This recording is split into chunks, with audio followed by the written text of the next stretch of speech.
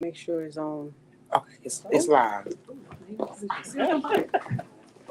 Hello, everyone. Hello.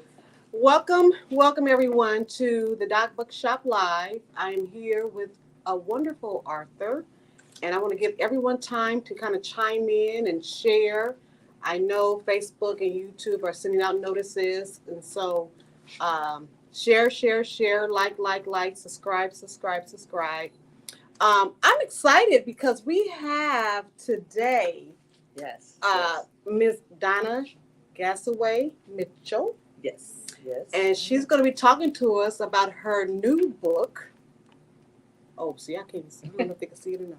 Sculpture of a Miracle, God's Glory. Yes. And I'm really excited to learn more about this book. She's going to share from this book. So definitely share this link, share. We want as many people as possible to be a part of our conversation. So, yeah. So we're going to get ready in a little bit. Okay, let's get started when you're ready. Let's get started. All right, family. And again, let me just as people are sharing and coming in, I just want to say that the Doc Bookshop, we are a indie bookstore. We're located in Fort Worth. I've been around for 16 years.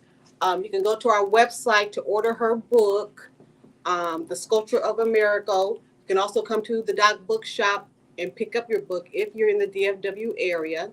So definitely support this Arthur. It's a beautiful story about her daughter. We're going to learn more about that. And so definitely connect with us. Connect with us on all socials and subscribe to our YouTube channel. And we appreciate you taking time to join us today. It's a beautiful Sunday. Yes, it is beautiful, sunny. Yeah. They said it was going to rain, but it didn't end up raining, so thank God for that. Yes. And so where are you traveling from? I know we're in Fort Worth, but where are you traveling? traveling All the way from Dallas, Texas. Yeah. Okay. Yes, okay. Detail is in the house. Thank you. Yes. Okay, so let's just delve right into you and the book. Okay. But first, you said you want to open up with the reading, or do you want us to introduce you and then do the reading, which I think would flow better? Yes, probably more likely me talking about who I am. Well, let's start. Who are you? Okay, who am I? I am Dona Gassaway Mitchell. I am a Black author. This is my first book, Sculpture of a Miracle. And so I'm super excited about talking about this book. I do have a second one coming. It's a children's book, so I'll be a children's author also. Okay. And that was on June 10th. So okay. I have been a writer, a creative artist since I was about 4 years old. And I wrote my first little book when I was 10. So I've been a writer. I've been creative out there, just painting and doing all type of fun. Are you things. A painter too? Yes. Oh, yes, wow. I'm a visual artist as well. I would love to see some of your art. Yes, I can show you some of that. Yes, definitely. So that's pretty much the spill on who I am. I've worked with professional artists. I've worked with professional actresses. And so it's just been a great experience. You act too? I act also. Wow, act as well. okay. Right?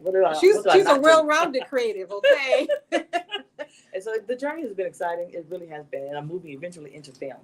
Okay. So that's my next step. Okay, so, wonderful. Yes. Do you see this book on film? We'll talk about that later. Yes, we'll talk about that later. Okay. Yes. All right. All righty then. And so who do we have reading here? So we have here my daughter, Janique Mitchell. Okay. And she has a master's degree in art. So she's a visual artist. Oh, you're a creative as well. Creative artist. Yeah, I'm a professional actor. Oh, okay. Wonderful. Okay. Do you write and paint and do all that? I do, actually. Yes. I'm a director, writer, singer, actor, painter. Okay, so it's all in the bloodline. Yes. Apple don't fall too far. Okay, well, wonderful. Yes. Okay, so she's going to do a reading from the book, but before she do that, just tell us real quick, what's your inspiration about the book? What inspired you to write the book? My biggest inspiration was God, because the book is pretty much about, it's based on a true story about my daughter who had a rare disease called the Kawasaki's disease. I'm sorry? The Kawasaki's disease. Kawasaki.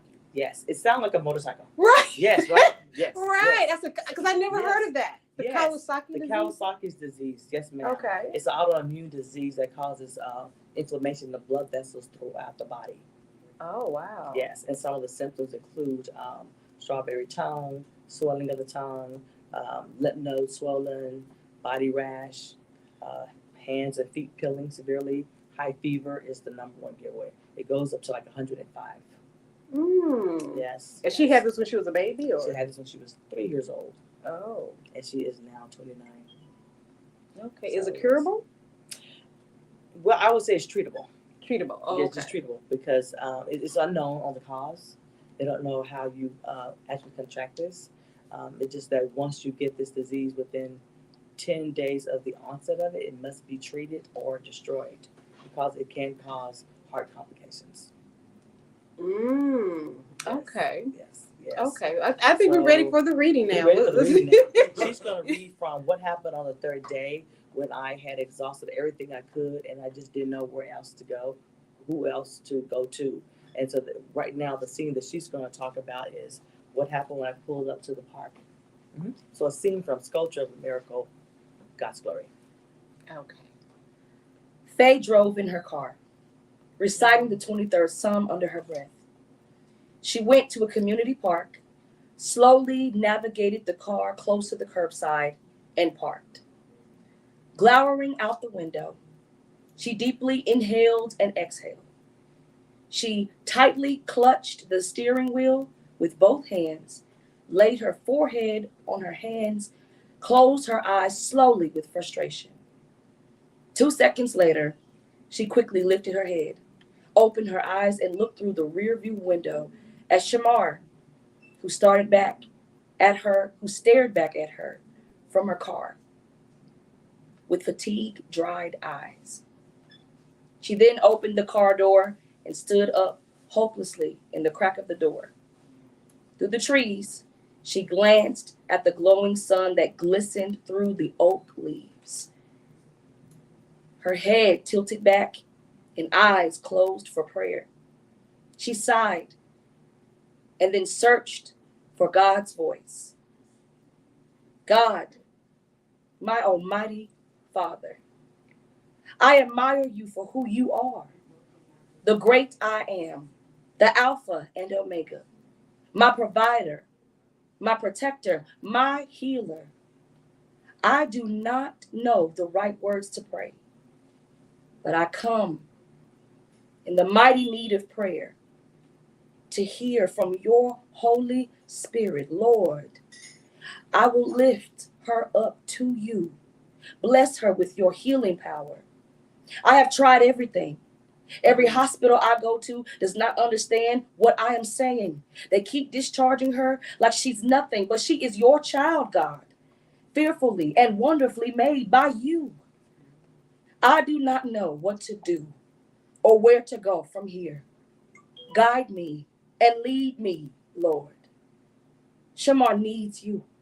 I need you. Amen. She gradually opened her eyes to a flock of white doves flying out of the tree with hope and peace. She felt enlightened. The Holy Spirit had instructed her to go to the hospital one more time. She then received a text from her husband informing her that most of the bills had been paid. She felt overwhelmed with excitement to receive 2 blessings from God, and she lifted her hands with praise. Wow. Okay. Man, okay. Yes. That was a great reading. Yes. Oh, thank you. I couldn't, I was so in tune to her reading.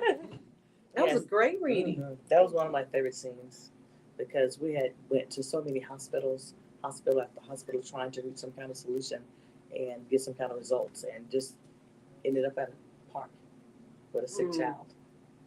Yes. Wow. So what do you do when you go to hospital after hospital and you end up at a park with a sick child? And no one can tell you anything? No one could tell me anything. It was new. They didn't know anything about the disease. No medical team knew about it. They just wasn't aware of it. And you just had a baby that had a fever, basically. It started with a sore throat and a fever.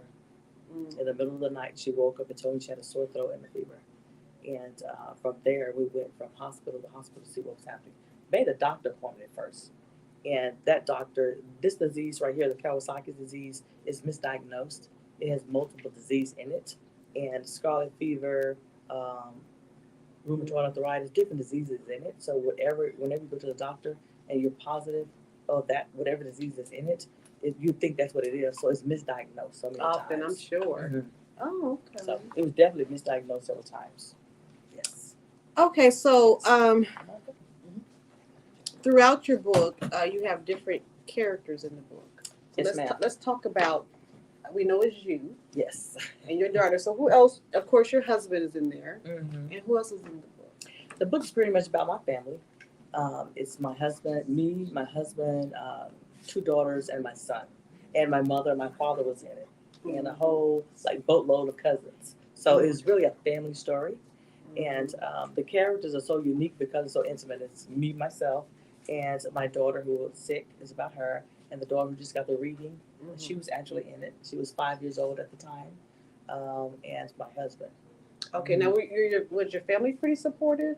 The family was very supportive. I would say when it first started out, because I work at a hospital, I was so in tune at diseases. So you a nurse? No, I was just in the medical field. I was Oh, in the okay, information okay. systems. Yes. Oh, So okay. I was in the medical field for about probably 4 years before she got sick. And so for those that's in the medical field, you know that you go through an infection control training and you try to keep a lot of the germs and what you can do to clean yourself up before you go home. So that was always on my mind because I had small children. So my biggest concern was I do not want to take anything home to my children because they're little and they're small. Right. So yes, I clean myself up real good if I leave, take my lab jacket off, and then I would go home. Put it back on. I got ready to work like that just to keep the infections away. So she came with this disease. We didn't know that's what it was at the time. It's just that when I took her to the doctor, they said she had upper respiratory infection. But by that nighttime, she was dehydrated and she was regressing instead of progressing. And so it was a concern being a mother and working at a hospital and going through different trainings. Is this something that I could have brought home? What is this? So in the back of your mind, you kind of thought, okay. Yes, what is this? I know she's regressing. So I took her back to the hospital. The doctor was gone. And they wouldn't see me as any walk-in. So I couldn't, from there, that's what made me go from hospital to hospital because she wasn't available. She was gone on vacation. So I went from hospital to hospital with, this has to be more than an upper respiratory infection. It has to be something more serious because she's regressing. That's scary to see. That was scary. As a mother, yes. It's like, what can I do? Because when your child becomes sick, you're that person that has to help them get better. And when you take them to the doctor and there's no help there, what do you do? So that's kind of where it was. And the characters were so close because it was us that I wrote about my family. And so my husband, he was into he was an athletic coach, and they had a football league. So it starts off with that, and my daughters were cheerleaders. So it was really an active family, and very much so a Christian. So he was involved in my father's church. He was a pastor, and my mom was the first lady. So that's pretty much how it starts off with our family, how we were into. We was Christ-like. We were Christians. We belonged to my father's church, and we were very athletic. Everyone was healthy. So that's how the book pretty much starts. So that was okay. Mm-hmm. So it's like, how did this? Wow. Yeah, and to this day, you really don't know how it happened. Like it just. We really don't know. It's not. It's unknown to It's this day unknown. still. That was unknown. Yes. So yes. So that's what I'm so excited about was just to how I was going to start this book off and why not start off with who I was, and where we were at that time. And so this book was kind of therapy for you, huh? It really very was. therapeutic. Yeah, very therapeutic. Yes. It took a minute to write it. I'm trying to see what my biggest challenge was: medical or ministry. Which one? And how do you write a story with 2 different strong topics? Me myself as a Christian, and I'm a believer in God, and so it was a miracle that happened. Do I write it that way? What about the medical side? No one knows about this. This could be a community awareness. So which way should I start? And so you actually did both. I did both. You did both. Thank God. Okay, I so prayed. it's a testimony as well as an educational book about the disease called Kawasaki. Yes, ma'am. And when the doctor told you that your child had the Kawasaki disease, what was your reaction? Because I'm sure you're like, now that sounds, I'm not trying to be, that sounds Asian. Yes. When the doctor told us that it was the Kawasaki disease, first we did not know what that was. What is that? Where did this come from? Can other children catch it? Can we catch it? Oh, Is yeah, it curable? contagious? Yes. Is she going to continue to live? I mean, and like what? So a lot of things. You had came all to those mind. questions. Yes. And At 30 years old, where are you at 30 years old? You're still trying to grow and become who you are, an adult. Figure out life. And yeah, just figure it out, and to come up with something like that. What is this? Is it something curable? Is it is it deadly? We didn't know which way to think. Especially when you put the word disease after a name that you never heard of before, and it's like, what do we do? But because we believed in God, it was Him who helped us through this journey. It was Him. Mm. So And looking at her today, you wouldn't think anything. I might have to bring her on camera because you yes, you just ma'am. never know what Yes. people go through. You never know.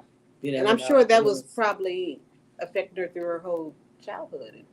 No, actually, what happened is it affects the African Americans and minorities at 3 years old, between 3 and 5, and they're Interesting. monitored up until 10. So after 10, you're good after that if you are Oh, well, treated praise God. within 10 Okay. days of the onset. Mhm. Yes, if you're treated within 10 days, that's a great risk. That's a great opportunity of not going through the consequences of heart complications, Mm. which could lead to heart aneurysms. Okay, well that's good to know. She's in the clear then. Okay, wonderful, wonderful. So as you was writing this book, we kind of talked about your favorite scene already. Yes, my Mhm. favorite. My favorite scene, I would say my favorite scene was obviously it was the manifestation of Jesus Christ, of how God performed His miracle. Right. And I didn't really want to share too much on that because that would be the conclusion of the book.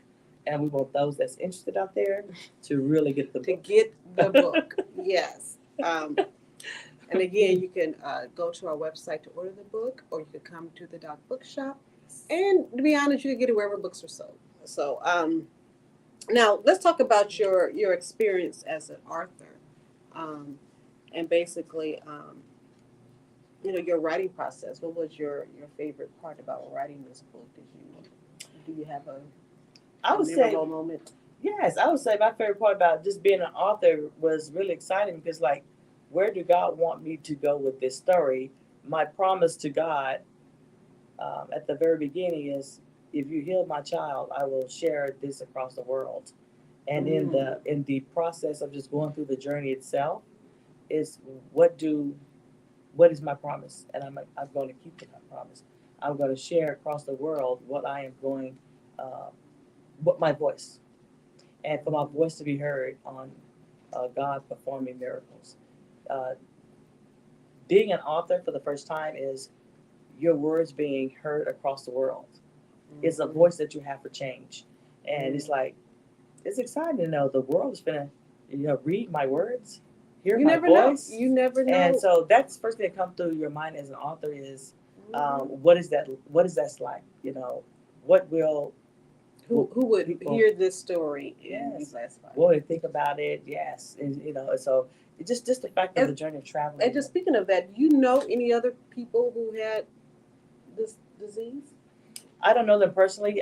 Since I've been sharing my story for some time, different people are coming to me. Oh, Those really? that's buying the book, that's local. They come to me. Like I received a phone call 2 weeks ago from one of my coworkers who had bought the book and went to one of my other book signings. He's texted me like 6 o'clock in the morning and said, "Hey, a young lady that goes to my church, her sister's child is in the hospital right now, children's with the Kawasaki's disease." And so yes, and we were talking about it at work. And more people's coming to me with their family members who either had it or going through the process of it now at Children's Hospital. I said, take them the book and let them read the story. Yes. Okay. And now, let me ask you this: as an author, though, what? Because it's hard to really write a book. People think it's easy, but Yes. it's not. Yes. So your process, how long did it take you to say, okay, the Lord spoke to me, I need to get this message out, I need to share it, from that to how long to your final production? How long was that? I would say, since it was something so personal and intimate, it took me about really a week to write it because I've been holding the story inside. It took me a week to write it, but it was 2 weeks in the process through the publisher of them going through rounds of editing. And the process of putting getting the images the way you needed to present it. And so just the process itself through the book publishing company, it took about 2 years because every 6 weeks, and it's like round 4, 4 rounds of editing. And I'm so glad. Let's just pause a minute about editing, especially for independent authors. Editing is so important. It is. Get your works edited. And I'm so happy you did that. No, seriously, Yeah. because we get a lot of authors come through, and they have great stories, great works. But Yes. when it's not edited, you can tell, and it can really mess up the story. It really So- can. It really So can. get your book edited. I mean, it's so important. So I'm glad. It And you really did is. 4 rounds. It was 4 rounds. Yes. Okay, so we know her book is gold. Okay, her book is gold. Yes. I mean, the editing process, it took a long time, but you know the why and what they're doing, and they can help you. Maybe you can reword your sentence this way. They can help you with different ways of rewording sentences, your paragraphs. Is this what you really meant? Hey, what about saying it this way? So working with an editor as a manager was really good. Oh gosh, Mm-hmm. that is okay. Please, indie authors, heed to that. Yes, Get your yes. work edited. Yes, it's important. And then you found your publisher. Yes, I found a publisher. In finding a publisher, it was interesting because being a first time author, it was like, which way do I want to go? It's going to be a Christian, publishing company, self publishing. Through the publisher, you have to submit a manuscript, and they have to approve it and say that's what they want to do. Right. With the indie, you do it yourself. So to be excited to learn that there were some independent self publishing companies is what the trick was. That's the key right there. And there's a It's a lot. publishing company. There's a lot of them. And so There's a lot. that's the route that So- I went. Yeah, so I how was did you really excited. navigate through it? It's a lot. So how did you say, okay, this one is for me? Well, with social media being so popular in today's world, it's always publicizing publishers. It's always out there with Yeah, which so way to many. go. Yeah. So I started looking into several of them that was coming my way, and to see if they had payment plans or which company would fit me better to present what I was trying to present my product. And so just by asking questions and inquiring. that's what I'm saying. So you kind of interview them as Mhm. well. And Okay. as an independent on that side, you're doing more of the interviewing. You're Mhm. trying to get basically they're trying to win you over. Right. As Okay. a publishing, you're trying to win them over. Mhm. Yeah, so it's the opposite. And so they're sending you their best, their services, and you're trying to see which way will work better with you and your budget. And so just by figuring that out, that probably took about maybe 3 months. To to say- navigate through that, I'm Mhm. sure. Mm-hmm. Yeah. It took a lot of concentration, and I definitely had to be dedicated.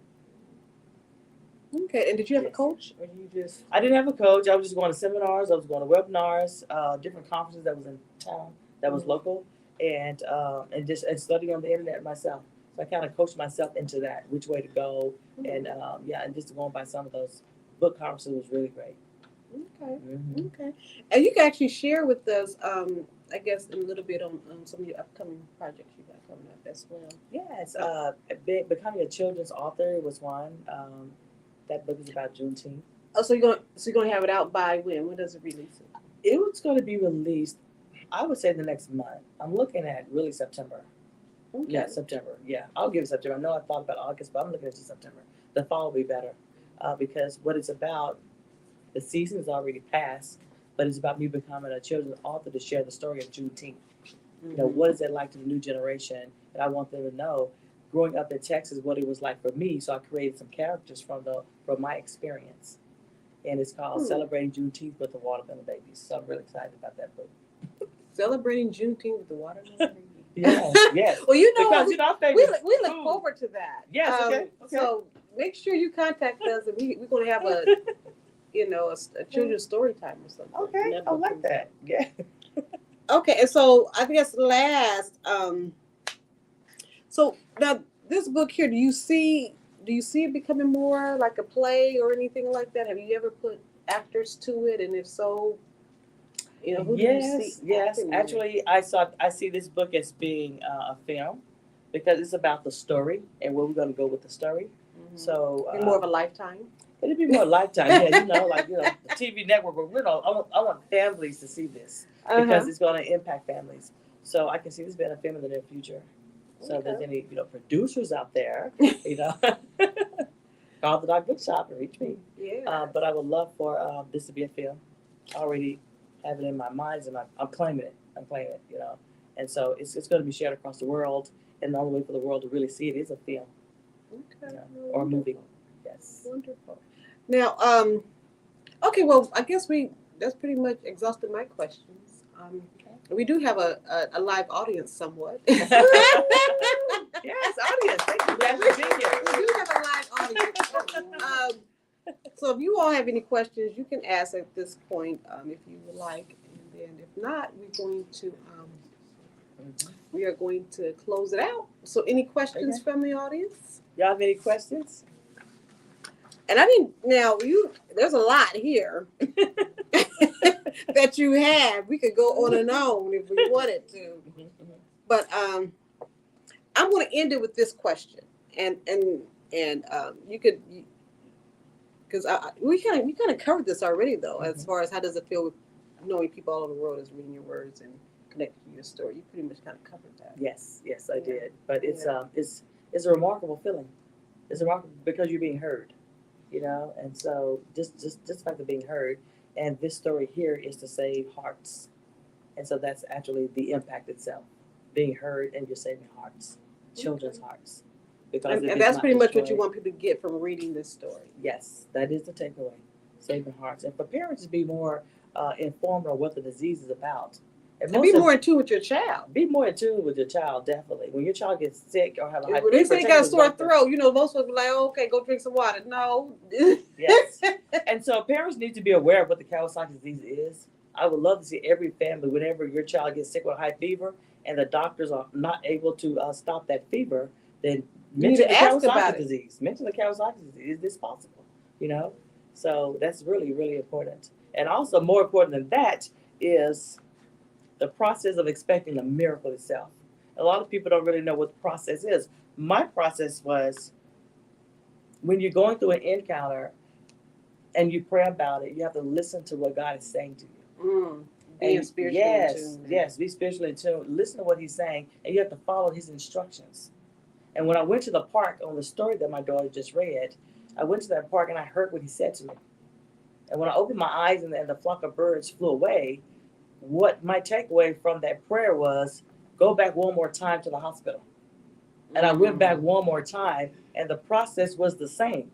The doctors wanted to discharge us and leave again. But God sent me here, and I had to lean on his everlasting words to go back one more time. And I had to stand there only waiting for him to tell me what's the next step. But I heard what he said to me, go back one more time to the hospital where they are denying you, and just sit there and wait for me. There's nothing that you can do but stand. And that's what I did. Went back to the hospital, and it was a battle. And when you get the book, you will see what that battle was when you read about it. It was a battle. And so we battled with the hospital. So you went back to the hospital, you kind of sat there and said, man, we can't do nothing for you. Go into the house, and you wouldn't leave.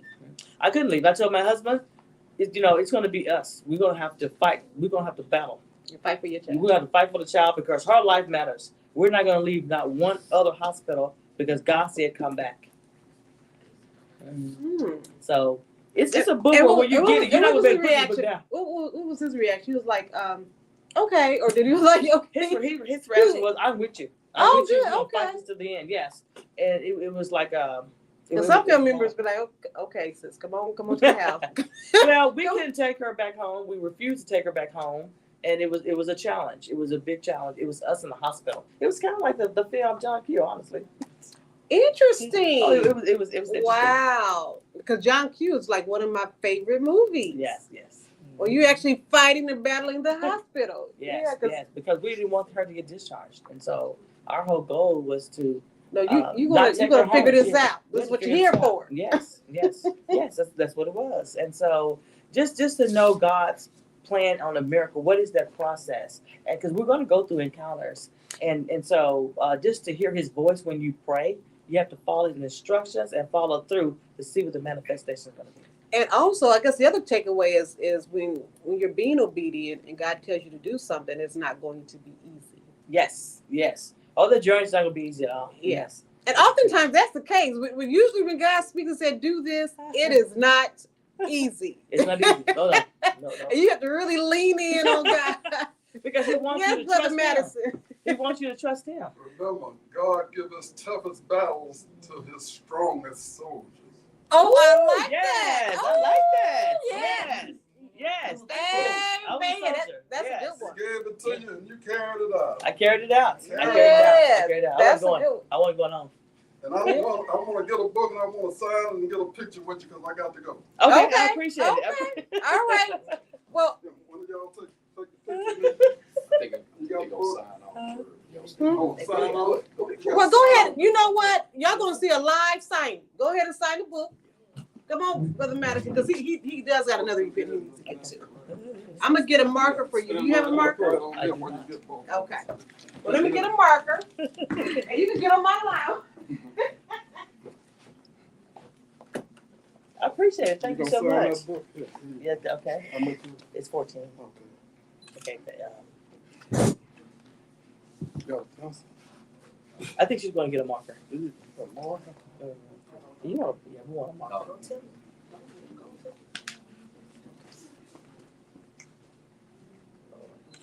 Oh, hold on.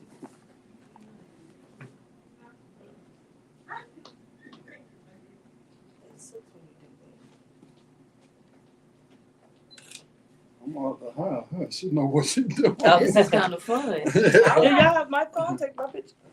There you go. Okay. Madison Hogan. Okay. A live book signing, folks. ISON? Yeah. How you spell it? Hogan. And he's a good person to know, Madison Hogan. He's Oh, our gee, community yeah. photographer. Yes.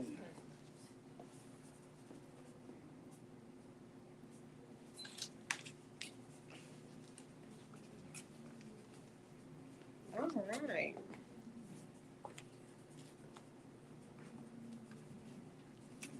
And say it again, Brother Hogan. God gives what? God give his toughest battles to his strongest soldiers. There it is, y'all. That is. That's true. That's true. God gives his toughest battles to his strongest soldiers. Right. Thank you so much. That I love that. Okay. All right. Okay.